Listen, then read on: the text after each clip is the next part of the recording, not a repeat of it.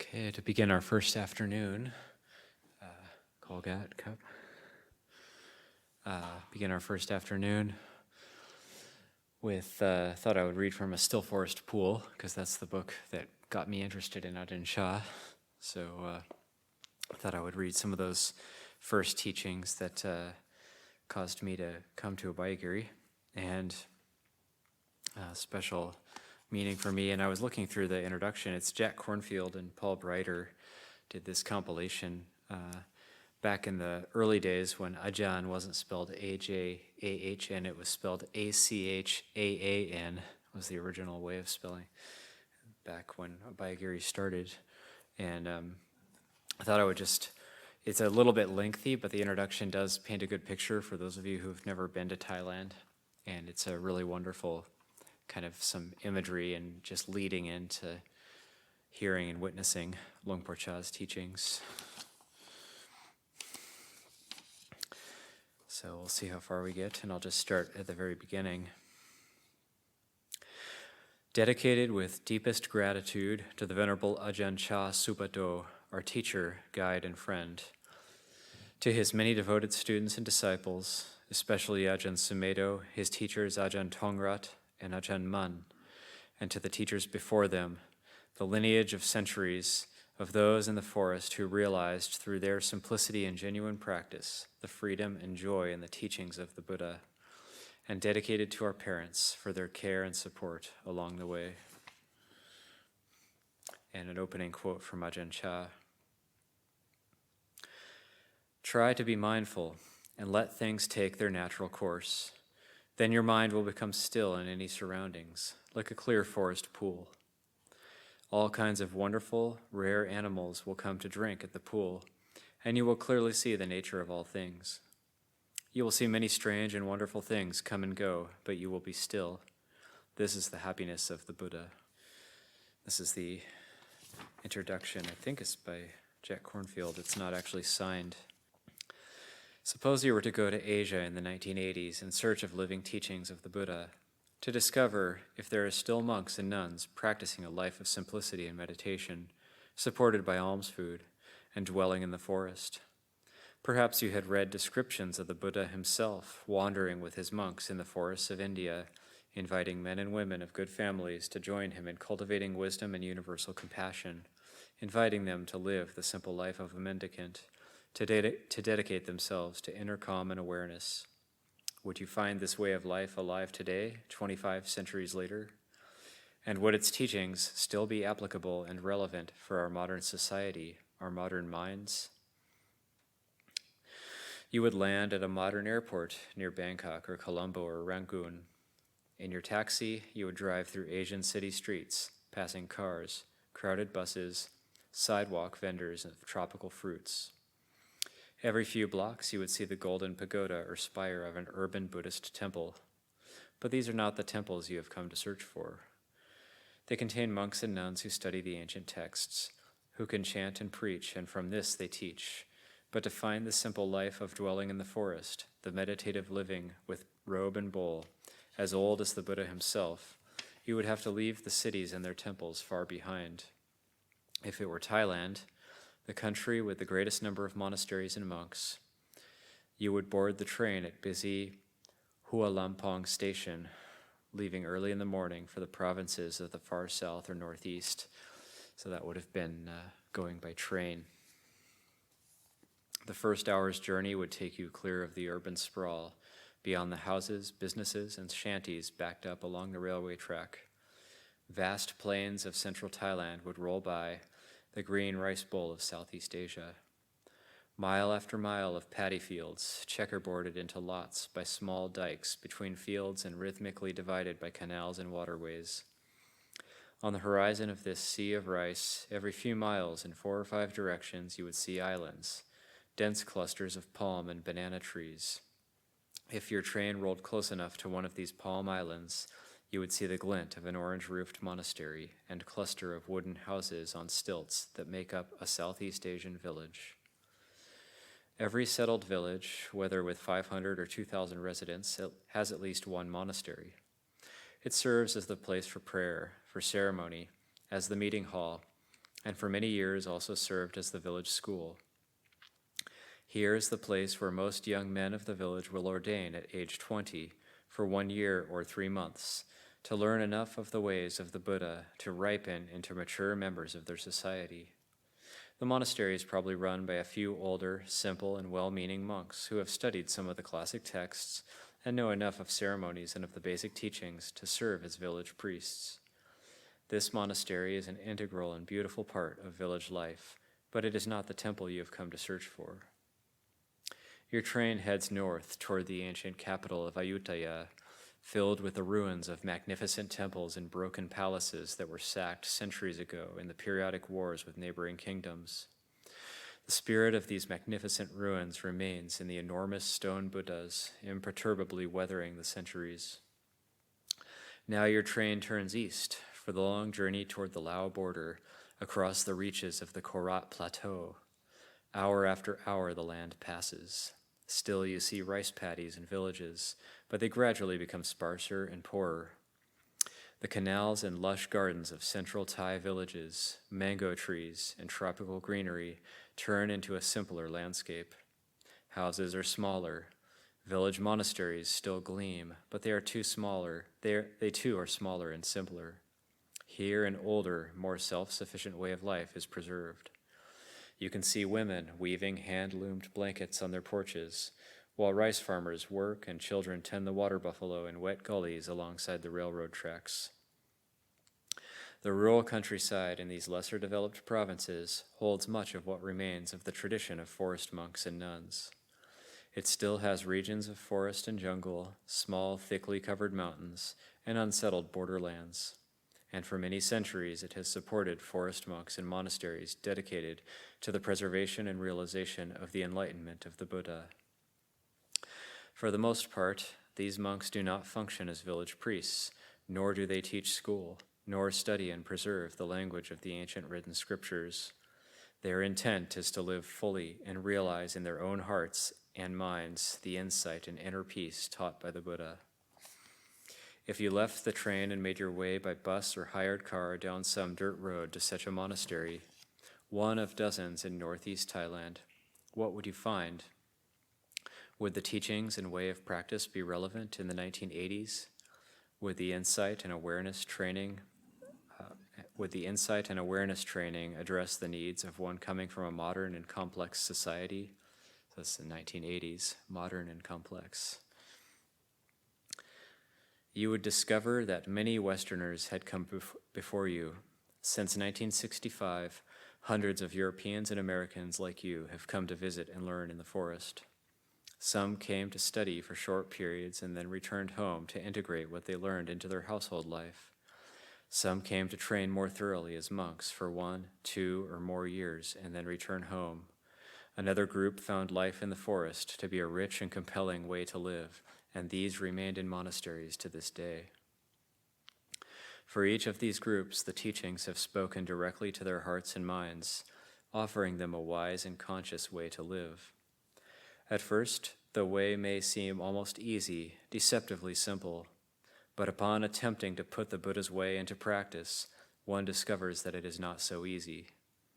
Yet, despite the effort it takes, these people feel that nothing could be more valuable than to discover the Dhamma, or truth, in one's own life. From the moment of your entry into a forest monastery like Wat Pa Pong, the spirit of practice is evident. There is the stillness of trees rustling and the quiet movement of monks doing chores or mindful walking meditation. The whole monastery is spread over 100 acres, divided into 2 sections for monks and nuns. The simple, unadorned cottages are individually nestled in small forest clearings so that there are trees and silent paths between them. In the central area of the Wat are the main teaching hall, dining area, and chapel for ordination. The whole forest setting supports the atmosphere of simplicity and renunciation. You feel that you have finally arrived. The monks who live in those monasteries have chosen to follow this uncomplicated and disciplined way of practice called Dhutanga. The tradition of forest monks who voluntarily choose to follow a more austere way of life dates back to the Buddha, who allowed a supplementary code of 13 special precepts, limiting the robes, food, and dwellings of monks. At the heart of this lifestyle are few possessions, much meditation, and a once daily round of alms food begging. This way of life spread with the rest of Buddhism into the thick forests of Burma, Thailand, and Laos, places filled with caves and wild terrain, ideal for such intensive practice. These ascetic monks have traditionally been wanderers, living singly or in small groups, moving from one rural area to another, and using handmade cloth umbrella tents hung from trees as their temporary abode. Practical Dhamma teachings from one of the greatest forest monasteries, Wat Pa Pong, and its master, Ajahn Chah, have been translated and compiled and are offered to the West in this book. Ajahn Chah and his teachers, Ajahn Tongrat and Ajahn Mun, themselves spent many years walking and meditating in these forests to develop their practice. From them and other forest teachers has come a legacy of immediate and powerful Dhamma teachings, directed not toward ritual Buddhism or scholastic learning, but toward those who wish to purify their hearts and vision by actually living the teachings of the Buddha. As great masters emerged in this forest tradition, laypersons and monks sought them out for teaching advice. Often, to make themselves available, these teachers would stop wandering and settle in a particular forest area where a Dhutanga monastery would grow up around them. As population pressures have increased this century, fewer forest areas are left for wanderers, and these forest monastery preserves of past and current masters are becoming the dwelling place of most ascetic and practice-oriented monks. Wat Pa Pong Monastery developed when Ajahn Chah, after years of travel and meditation study, returned to settle in a thick forest grove near the village of his birth. The grove, uninhabited by humans, was known as a place of cobras, tigers, and ghosts, the perfect location for a forest monk, according to Ajahn Chah. Around him, a large monastery grew up. From its beginnings as a few thatched huts in the forest, Wat Pa Pong has developed into one of the largest and best-run monasteries in Thailand. As Ajahn Chah's skill and fame as a teacher have become widespread, the number of visitors and devotees has rapidly increased. In response to requests from devotees throughout Thailand, over 50 branch monasteries under the guidance of abbots trained by Ajahn Chah have also been opened, including one near Wat Pa Pong, especially designed for the many Western students who have come to seek Ajahn Chah's guidance in the teachings. So now there's almost 400. In recent years, several branch monasteries and associated centers have been opened in Western countries as well, most notably the large forest Wat at Chithurst, England, run by Abbot Ajahn Sumedho, Ajahn Chah's senior Western disciple. Ajahn Chah's teachings contain what has been called the heart of Buddhist meditation, the direct and simple practices of calming the heart and opening the mind to true insight. This way of mindfulness or insight meditation has become a rapidly growing form of Buddhist practice in the West. Taught by monks and laypeople who have themselves studied in forest monasteries or intensive retreat centers, it provides a universal and direct way of training our bodies, our hearts, and our minds. It can teach us how to deal with greed and fear and sorrow, and how to learn a path of patience, wisdom, and selfless compassion. This book is meant to provide guidance and counsel for those who wish to practice. Ajahn Chah's own practice started early in life and developed through years of wandering and austerity under the guidance of several great forest masters. He laughingly recalls how, even as a child, he wanted to play monk when the other children played house, and would come to them with a make-believe begging bowl, asking for candy and sweets. But his own practice was difficult, he relates, and the qualities of patience and endurance he developed are central to the teachings he gives his own disciples. A great inspiration for Ajahn Chah as a young monk came from sitting at his father's sickbed during the last days and weeks of his father's life, directly facing the fact of decay and death. When we don't understand death, Ajahn Chah teaches, life can be very confusing. Because of this experience, Ajahn Chah was strongly motivated in his practice to discover the causes of our worldly suffering and the source of peace and freedom taught by the Buddha. By his own account, he held nothing back, giving up everything for the Dhamma, the truth. He encountered much hardship and suffering, including doubts of all kinds, as well as physical illness and pain. Yet he stayed in the forest and sat and watched, and even though there were days when he could do nothing but cry, he brought what he calls a quality of daring to his practice. Out of this daring eventually grew wisdom, a joyful spirit, and an uncanny ability to help others.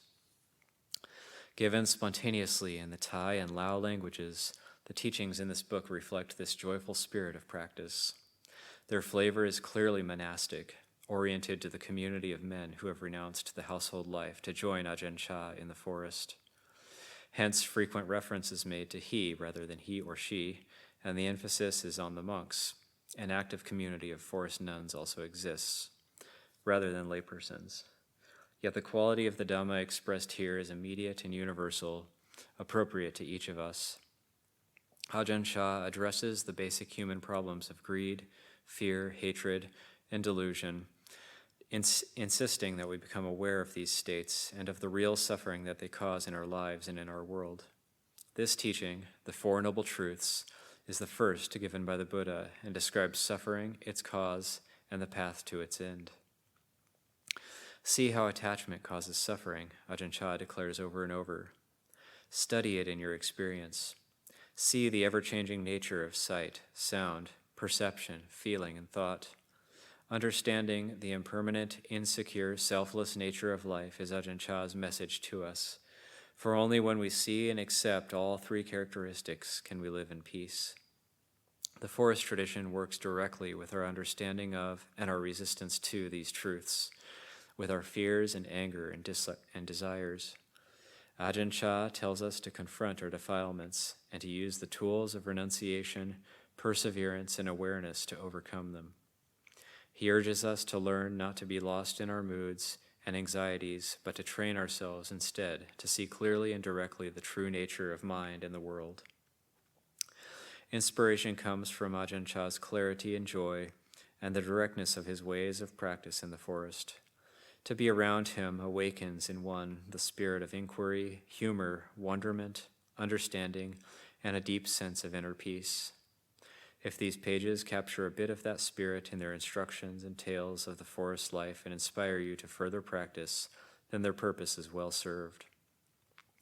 So listen to Ajahn Chah carefully and take him to heart, for he teaches practice, not theory, and human happiness and freedom are his concerns. In the early years when Wat Pah Pong was starting to attract many visitors, a series of signs was posted along the entry path. "You there, coming to visit," the first one said. "Be quiet, we're trying to meditate." Another stated simply, "To practice Dhamma and realize truth is the only thing of value in this life. Isn't it time to begin?" In this spirit, Ajahn Chah speaks to us directly, inviting us to quiet our hearts and investigate the truth of life. Isn't it time that we begin? Part 1, Understanding the Buddha's Teachings. Ajahn Chah asks us to begin our practice simply and directly with the understanding that the Buddha's truths of suffering and liberation can be seen and experienced right here, within our own bodies, hearts, and minds. The Eightfold Path, he tells us, is not to be found in books or scriptures, but can be discovered in the workings of our own sense perceptions, our eyes, ears, nose, tongue, body, and mind. To study these in an immediate and wakeful way and cultivate mindfulness is the path of insight prescribed by the Buddha. It has been kept alive and followed by those monks, nuns, and lay people inspired to devote themselves to practice in the centuries since. Ajahn Chah speaks as a contemporary living representative of this ancient teaching. His wisdom and mastery have not come through study or tradition, but are born of his years of practice, his diligent effort to employ meditation to calm the heart and awaken the mind. His own practice was inspired and guided by the wisdom of several great forest masters a generation before him, and he invites us to follow their example and his. Look at what makes up your world, the six senses, the processes of body and mind. These processes will become clear through examination and an ongoing training of attention. As you observe, note how fleeting and impermanent are each of these sense objects which appear. You will see the conditioned tendency to grab to or to resist these changing objects. Here, teaches Ajahn Chah, is the place to learn a new way, the path of balance, the middle path. Ajahn Chah urges us to work with our practice, not as an ideal, but in our everyday life situations. It is here that we develop strength to overcome our difficulties in a constancy and greatness of heart. It is here, he says, in each moment, that we can step out of our struggle with life and find the inner meaning of right understanding and with the peace of the Buddha. So this is the first talk, the simple path.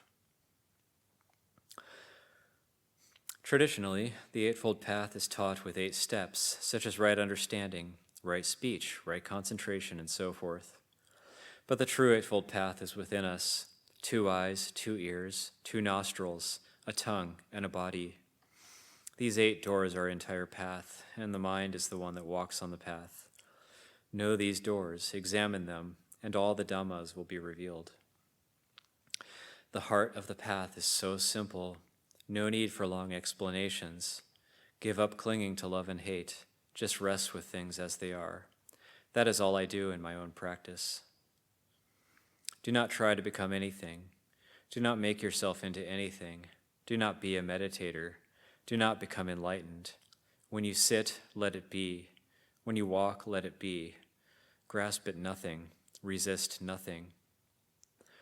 Of course, there are dozens of meditation techniques to develop samadhi and many kinds of vipassana, but it all comes back to this: just let it all be. Step over here where it is cool, out of the battle. Why not give it a try? Do you dare? The middle way. The Buddha does not want us to follow the double path, desire and indulgence on the one hand, and fear and aversion on the other. Just be aware of pleasure, he teaches. Anger, fear, dissatisfaction are not the path of the yogi, but the path of worldly people. The tranquil person walks the middle path of right practice, leaving grasping on the left and fear and aversion on the right. One who undertakes the path of practice must follow this middle way. I will not take interest in pleasure or pain. I will lay them down. But, of course, it is hard at first. It is as though we are being kicked on both sides. Like a cowbell or a pendulum, we are knocked back and forth. When the Buddha preached his first sermon, he discoursed on these 2 extremes because this is where attachment lies. The desire for happiness kicks from one side, suffering and dissatisfaction kick from the other. These 2 are always besieging us, but when you walk the middle path, you put them both down. Don't you see? If you follow these extremes, you will simply strike out when you are angry and grab for what attracts you without the slightest patience or forbearance. How long can you go on being trapped in this way? Consider it. If you like something, you follow after it when liking arises, yet it is just drawing you on to seek suffering. This mind of desire is really clever. Where will it lead you next? The Buddha teaches us to keep laying down the extremes. This is the path of right practice, the path leading out of birth and becoming. On this path, there is neither pleasure nor pain, neither good nor evil. Alas, the mass of humans filled with desiring just strive for pleasure and always bypass the middle, missing the path of the excellent one, the path of the seeker of truth. Attached to birth and becoming, happiness and suffering, good and evil, the one who does not travel this middle path cannot become a wise one, cannot find liberation. Our path is straight, the path of tranquility and pure awareness, calmed of both elation and sorrow. If your heart is like this, you can stop asking other people for guidance. You will see that when the heart is unattached, it is abiding in its normal state. When it stirs from the normal because of various thoughts and feelings, the process of thought construction takes place, in which illusions are created. Learn to see through this process. When the mind has stirred from normal, it leads away from right practice to one of the extremes of indulgence or aversion, thereby creating more illusion, more thought construction. Good or bad only arises in your mind. If you keep a watch on your mind, studying this one topic your whole life, I guarantee that you will never be bored. We'll read one more. ending doubt. Many people who have studied on a university level and attained graduate degrees and a worldly success find that their lives are still lacking. Though they think high thoughts and are intellectually sophisticated, their hearts are still filled with pettiness and doubt. The vulture flies high, but what does it feed on? Dhamma is understanding that goes beyond the conditioned, compounded, limited understanding of worldly science. Of course, worldly wisdom can be used to good purpose, but progress in worldly wisdom can cause deterioration in religion and moral values. The important thing is to develop supramundane wisdom that can use such technology while remaining detached from it. It is necessary to teach the basics first: basic morality, seeing the transitoriness of life, the facts of aging and death. Here is where we must begin. Before you drive a car or ride a bicycle, you must learn to walk. Later, you may ride in an airplane or travel around the world in the blink of an eye. Outward, scriptural study is not important. Of course, the Dhamma books are correct, but they are not right. They cannot give you right understanding. To see the word hatred in print is not the same as experiencing anger, just as hearing a person's name is different from meeting him. Only experiencing for yourself can give you true faith. There are two kinds of faith. One is a kind of blind trust in the Buddha, the teachings, the master, which often leads one to begin to practice or to ordain. The second is true faith, certain, unshakable, which arises from knowing within oneself. Though one still has other defilements to overcome, seeing clearly all things within oneself makes it possible to put an end to doubt, to attain this certainty in one's practice. So I'll leave it there and perhaps ask Luang Pa for any reflections, that if that brought up any. Yes, just the description of leaving Bangkok and getting on the train and whatnot. It's been years since I've got on a train and gone up to Ubon. I usually fly up.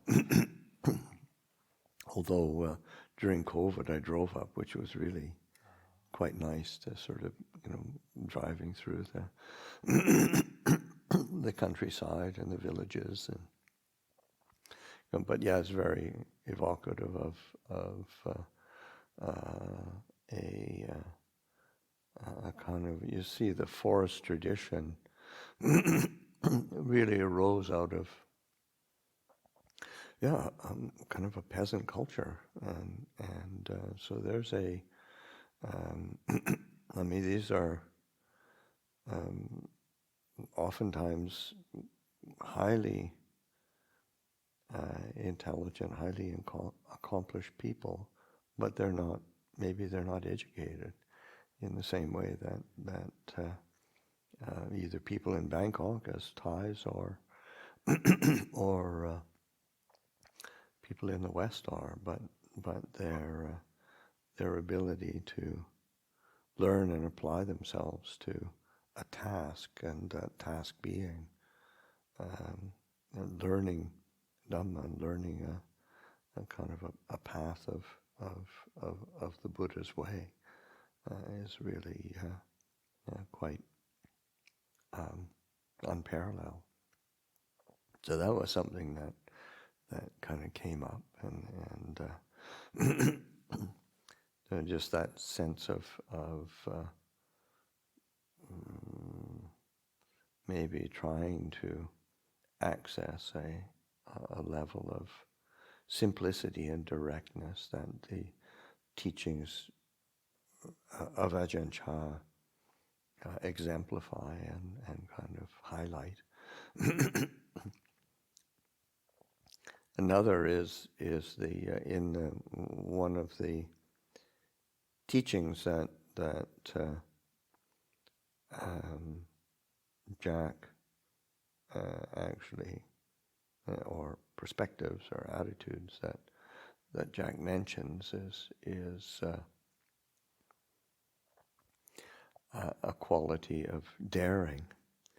And I was actually at Ajahn Chah's Kuti when there was a group of Western teachers and practitioners, senior kind of students from the early days of Insight Meditation Society. I think it was probably 1980 or something like that they came and visited as a group, or maybe 79 before Ajahn. Anyway, there was it was 79, 80, something like that, fairly early on. Ajahn Chah was still very much present and teaching, and very vibrant. And and one of the questions that one of the people asked was, what quality did Ajahn Chah think he possessed that allowed him to realize the teachings, and Ajahn Chah, I remember him, of course he laughed and sort of said, I don't have any special qualities or abilities, but maybe it was because I dared to do it, and just that sense of glad tham, glad long, that sense of being willing to not submit to doubt and fear and moods and hesitations and proliferations and all of the things that we do get caught up in, but just dare to give myself to this teaching.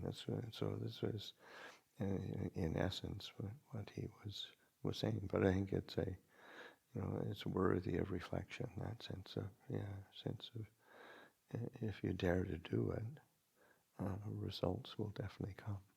The second thing you said was that gla long, like dare to try. Dare to try.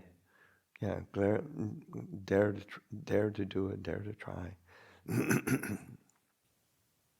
Yes, something that struck me particularly was at the beginning of that section where he specifically multiple times calls out fear and aversion. And I sometimes reflect on that fear is not like a separate hindrance. And I'm just curious if there's any reflection on, like it was very specific in multiple times that he called those two things out together, and if there's any thought about why, and any thought about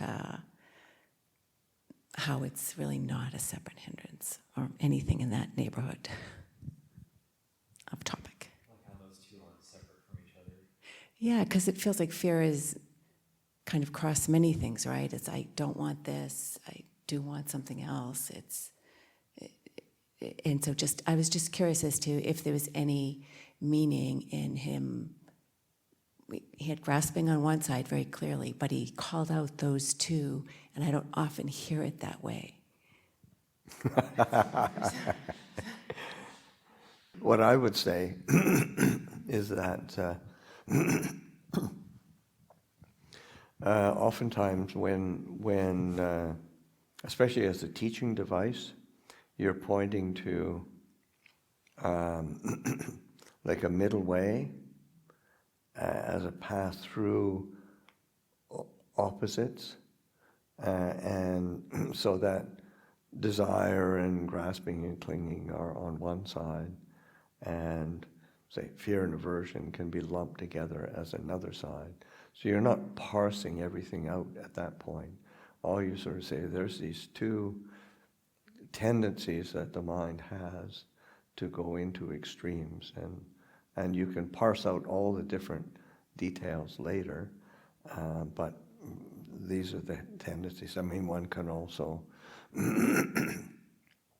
make a case for fear being a cause for desire as well. But it's just it's a to me it's just a rhetorical device or a simple teaching device in order to sort of not getting too caught up in the details at this point, but important to take note of the fact that fear is, and especially in the oral teachings of the forest masters, generally in kind of like Buddhist psychology, fear is lumped together with delusion, but and the primary or root defilements are greed, hatred, delusion.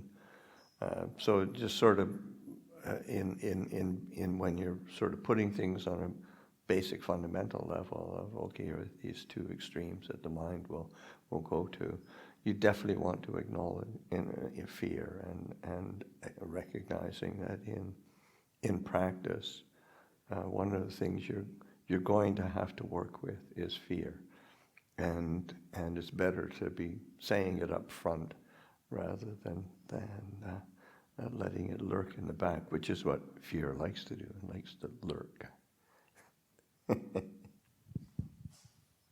Bongpor, have you ever heard anyone say, I would like to put an end to confusion, I would like to put an end to ignorance, instead of saying, I would like to put an end to suffering? Well, I mean, confusion and ignorance are certainly suffering.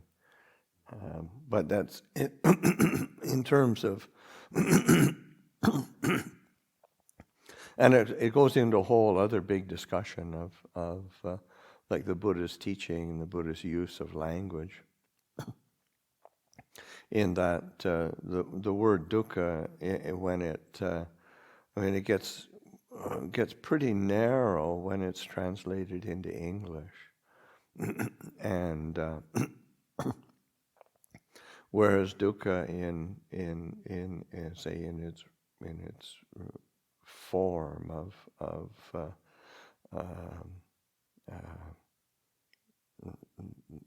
fundamental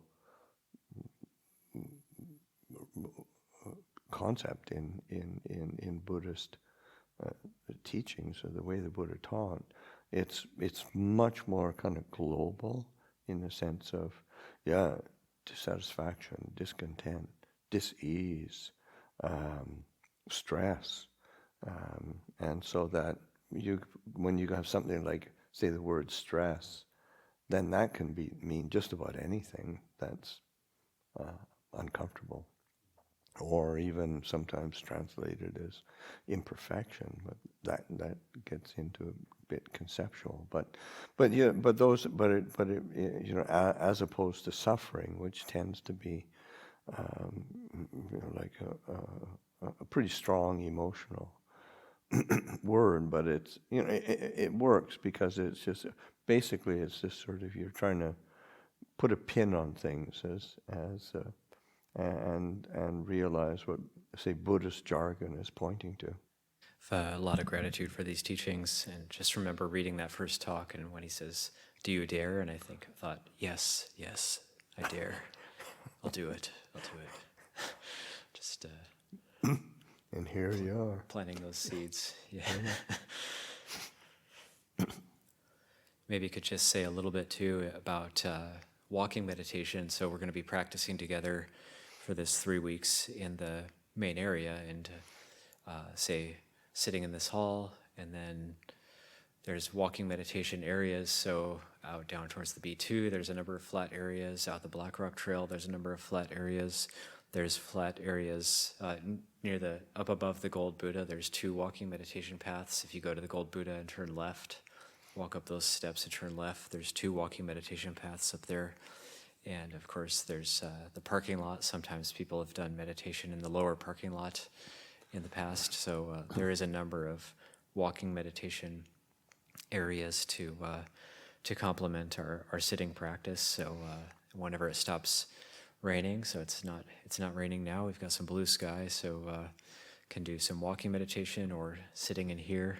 We've got a 3-hour chunk for this afternoon, being 2:15 to 5:15, and anybody who wants the tea time, just because this will be the first full day of winter retreat, full group style practice. The tea time is, there's no Q&A session, but it's in, we just have tea and silence. You can actually sit in here and have tea, or you could, people might be still meditating in here and choosing to not have tea. You might want to try sitting straight through to evening puja, or sitting a little bit longer at that period of time. Sometimes people study or read more teachings at this period of time. Sometimes people are also working on memorizing chanting when there's a lot more open schedule like this, so like at the tea time or after that, after the group sitting and before the evening puja, there is that period of time. So there is a number of skillful ways to use the time, but just to put it out there that there are a number of areas to do walking meditation in order to augment the sitting practice that we're doing around here. So may you be well. Go for it. Patipat. Bye.